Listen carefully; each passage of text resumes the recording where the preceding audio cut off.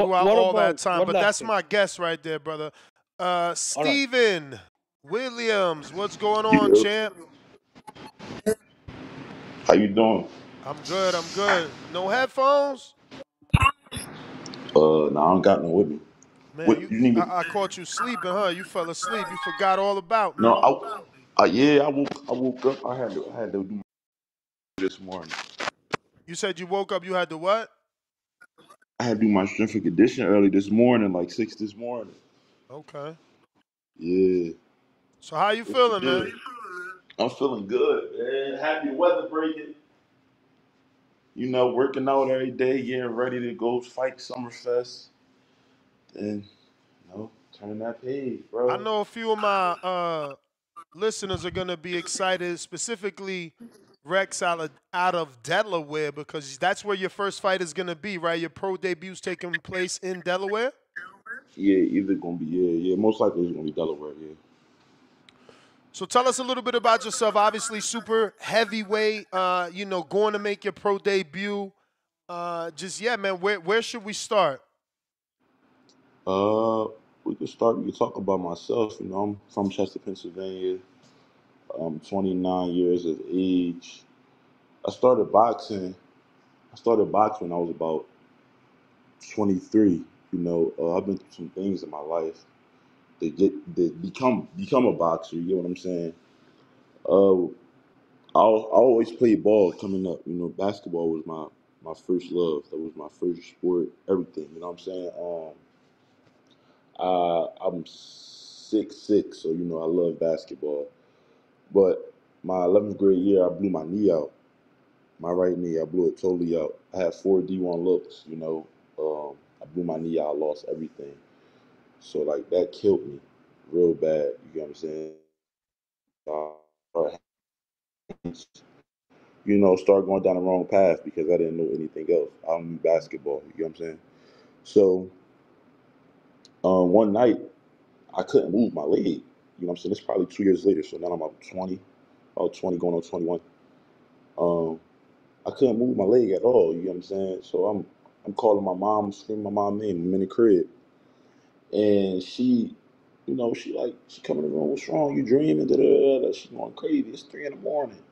Da, da, da, da, da. I'm like, Mom, I can't move. You know. So make a long story short, we go to the hospital. I had some fluid built up in my knee that I actually blew out. That I didn't take care of it after the PT wasn't working. I didn't really care no more. Couldn't go to college no more, so I didn't care about no physical therapy like that. And I had these lumps in my neck and everything. You get what I'm saying? So they did a biopsy, and like 3 days later, it came back stage 4 Hodgkin's lymphoma, which is a blood cancer throughout my whole body and through my organs. So it's like, damn, stage 4, that's the end. You know what I'm saying? Like, that's it. So I'm thinking like it's all over. That's all she wrote. So I know I do chemo and all this stuff. I'm thinking I'm gonna die every night. I might don't wake up. This going on for 8 months. You get what I'm saying? So I get through the 8 months, and I'm like, all right, well I probably could beat this. You know what I'm saying? So it's another 2 months. It was a 10 month. It was a 10 month treatment. Every 2 weeks I had to get chemo, and I got through that. But the last month I had got I had got I had got Steven Johnson's disorder, and that was from one of the cancer medicines. It made my skin break out, so I was like my lips was peeling, real pink. Like my skin, I could rub my arm or like rub my face, and my skin would just come straight off. You get what I'm saying? So my last month was horrific, but I got through that, through the strength of the man upstairs, Almighty One, and I just felt like I didn't want to go back to the streets. I didn't want my mom down. You know what I'm saying? I didn't want to die in the streets. I didn't want to go to jail. I just beat cancer. So it's like, if I beat cancer, why would I let another man take me out or the man lock me up in a cell and tell me what to do? So I had to figure something out. And I fell in love with boxing, bro. And I'm going on 6 years. 6 years, and now you finally decided to turn pro. Um, what I guess made you decide to turn pro? Because I know you told me that your trainer wants you to continue, and he hopes for you to get an Olympic medal. It's just the point of is the amateur. I'm not gonna say the amateur is not for me, but I feel like my style. I've been in the amateurs 5 years now, and my style, I feel like it's just not. It's not made for the amateurs. It's not fitting the amateurs no more. That touch and move style, and moving all around, just scoring points. I'm a puncher. I could box. You feel me? I can box, but I'm a puncher. You get what I'm saying? Like I said, I told you, I got 16 knockouts in the amateurs with headgear on, 12-ounce bubble gloves. So I feel like I had enough experience in the amateurs. I've been to the highest stage, which is the Olympic trials, and placed second. Um, Everybody know, like I said, I could punch. So when I'm in there, they see they fighting me. They dancing around. They not trying to sit there and be a heavyweight. At the end of the day, it's the heavyweights. Y'all want to see knockouts. Y'all want to see damage. You get what I'm saying? They don't want to see tap and move, tap and move. Some people got that style when it works for them, but as a super heavyweight, I know from what I know in boxing, y'all want to see knockouts. Y'all want to be excited. You get what I'm saying? So that's why I feel like I'm ready to turn pro.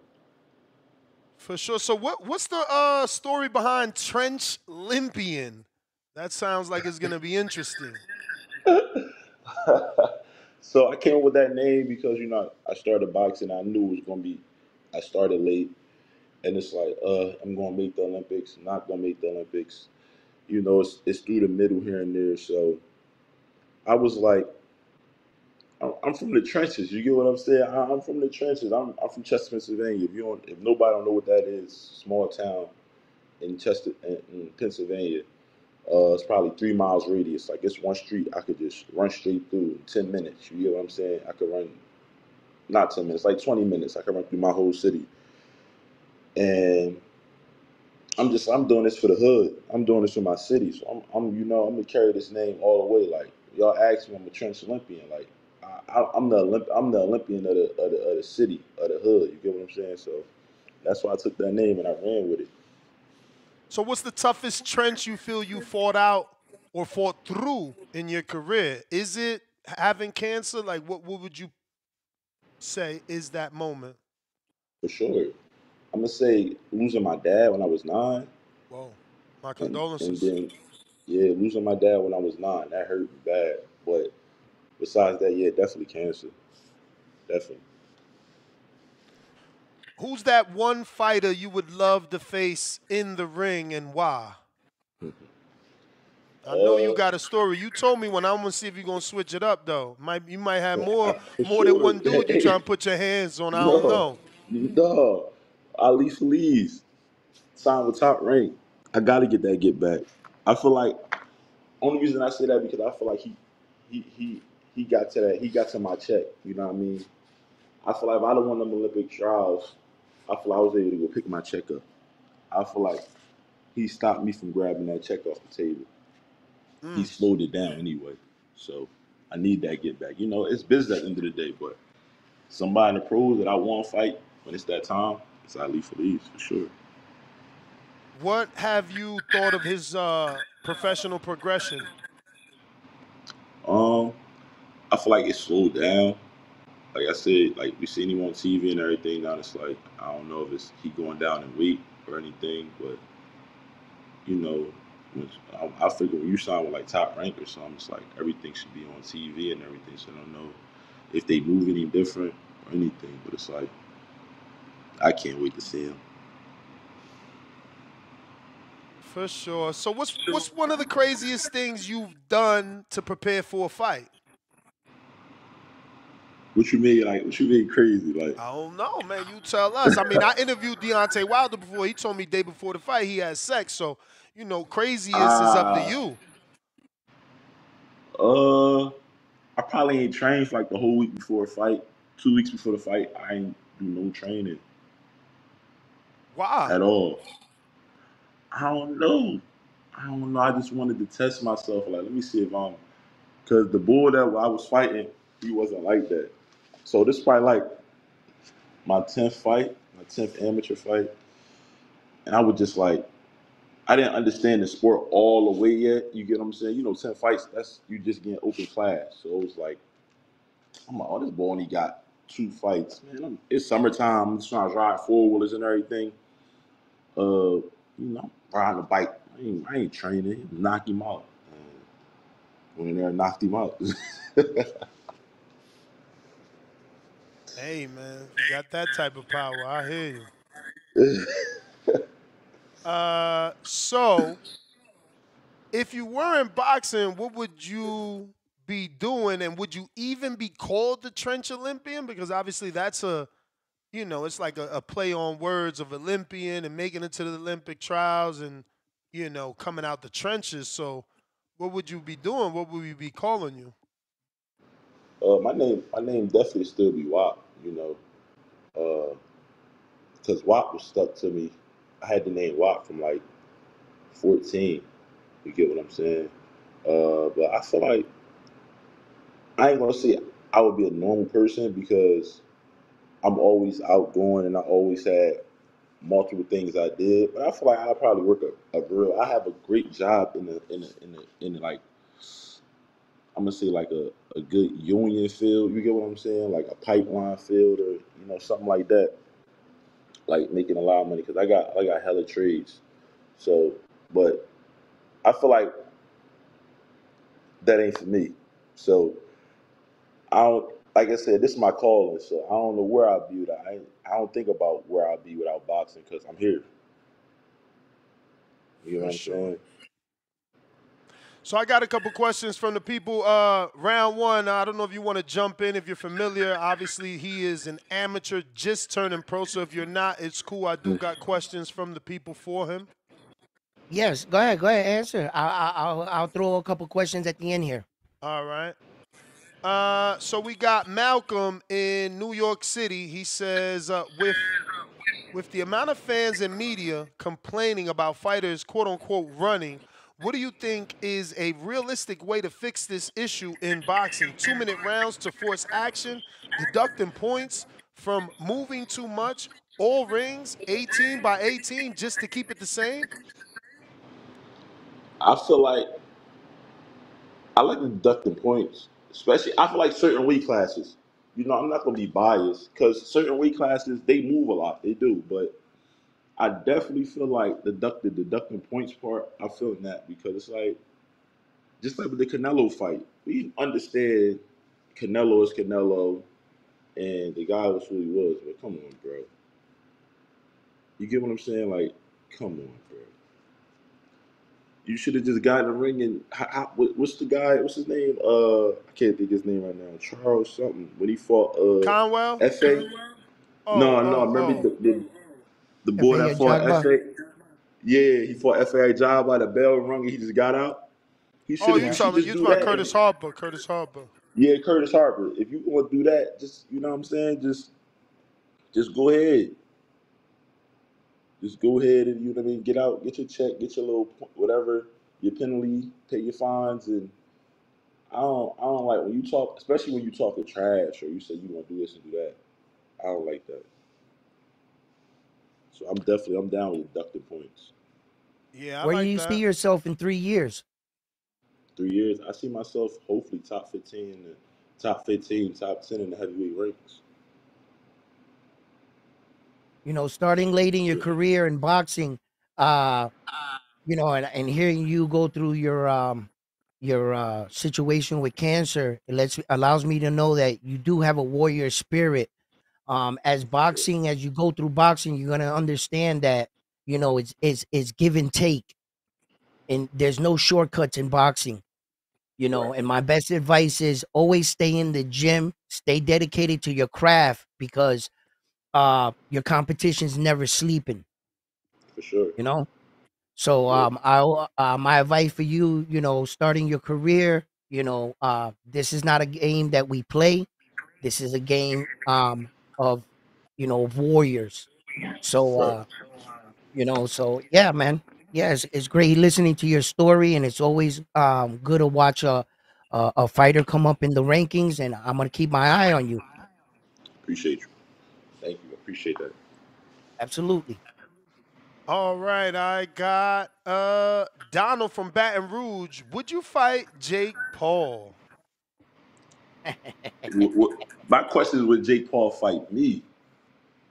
You get what I'm saying? I would fight him, and he could call me right now, and I'll take the fight. I feel like Jake Paul, he definitely progressed well. I'm not, like I said, I'm not biased. I'm not no hater. I respect the game. You know what I'm saying? That's a lot of people don't respect boxing. You gotta respect boxing. I don't care who you are.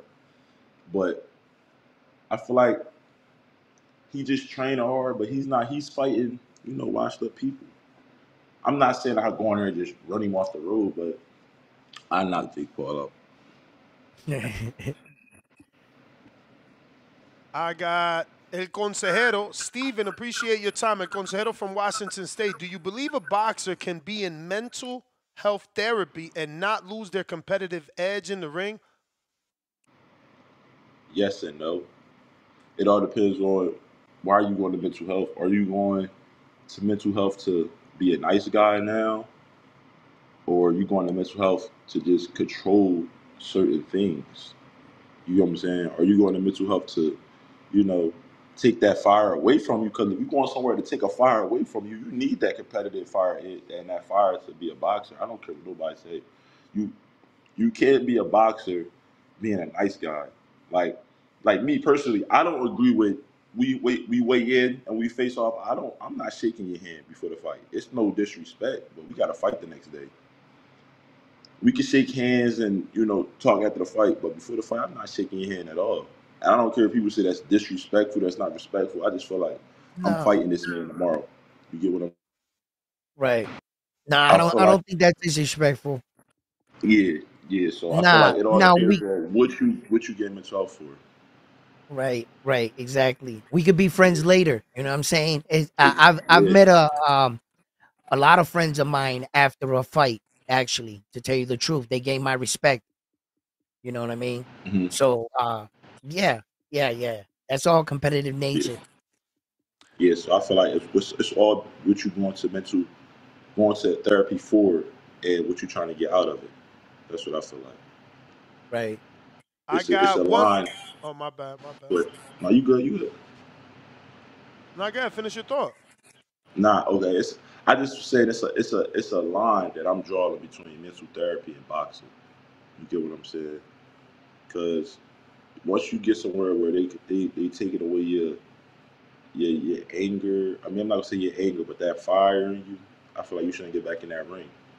And honestly, I feel like that's what happened to Wilder after that Tyson Fury fight. He just, you know, he haven't been the same after them Fury fights.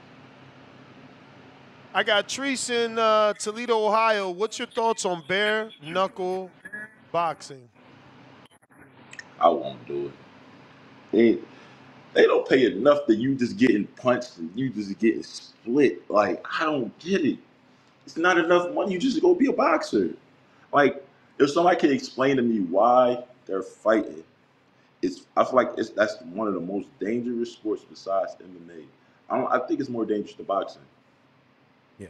Like if you can explain to me why you doing that for that little bit amount of money, I feel like the money you get that's for your hospital bills. That's your hospital costs.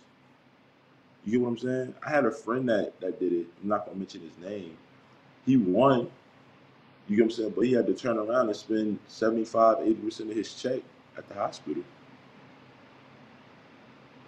That's So crazy, getting all stitched up and shit. One fight, we're Nasty. nasty.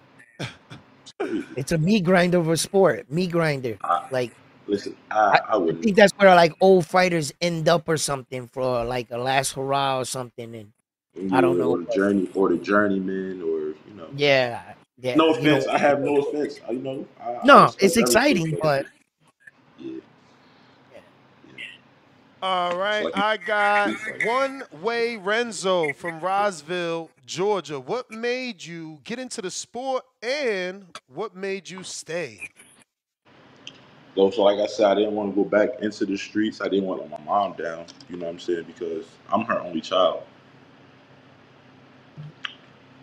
That's number one. I'm her only child, but still, as being a child of a woman that goes to church every Sunday, that prays night in and night out, I just start figuring laying in that hospital bed because I was like I said, I stayed in the hospital for a month, for 30 days straight. I just, I start talking to God, getting closer to God. I just ain't gonna let my mom down. Coming in late night, early morning, stuff like that. You know what I'm saying? I had to find something. And I always like fighting, you know what I'm saying? Like outside before the guns, I was outside before the guns, all the street, all the killings. We always fought, and I was the one that everybody, we gonna fight, Da, da, da, da. Then my big cousin also, he was one they always fought for real. For we always fought, but I used to help fight too. But so I just had to find something. So I had to get in. I got into boxing, and what made me like stay honestly is my power. Like once my first amateur fight ever, I had a second round knockout. Like he couldn't even get off the ground. And the boy was like 7-1. I had no fights. I had like 2 spars. I only been boxing for like 6 months. I had like 2 spars. And I hit him with this right. He just went down. I'm like, oh shit. Like I'm like, is this a dream? And then my third fight, same thing. I'm just like, oh, this really for me. And I just fell in love with it. I started staying in the gym, because I'm like, I got a right hand, but I really ain't had no jab. Like I didn't know how to use it. So it's like everybody keep telling me I gotta set the right hand up. And that's where I really got the name WAP. Like they changed my name, my WAP. First of all, I had WAP just because I used to like having cash on me, like running around outside. So I always got WAP on you. So people just start calling me WAP, you get what I'm saying? But my coach changed it. His name Devin Starks, you get what I'm saying, from Loyal Boys. He changed it to waiting on a punch, because all I should do is wait with the right hand. And when I land the right hand, that's it. You know what I'm saying? I'm just waiting to land this right hand. That's all it was. So I just knew, like, I felt like this was for me. Like, I like knocking people out. I like being in the gym. I fell in love with it. All right, I got Dre in San Diego. What's up? If you could have any artist walk you out for a big fight, who would you choose? Mm. I probably had to go just one. Hey, I guess it's on you, man. As many as you want, How many if you you can want? Yeah. afford it. That's a hard one. I probably go. Damn.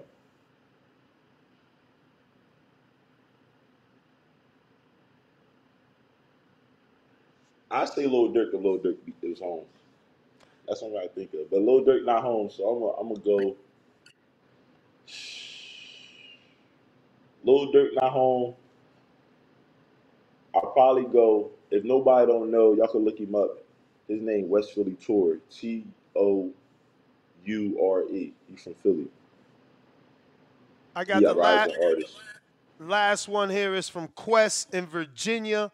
What's up, champ? Blind rank these boxers 1 through 5, one at a time. Derek Chisora, 4, Jarrell Miller,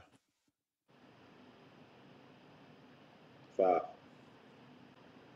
Deontay Wilder, 2, George Foreman,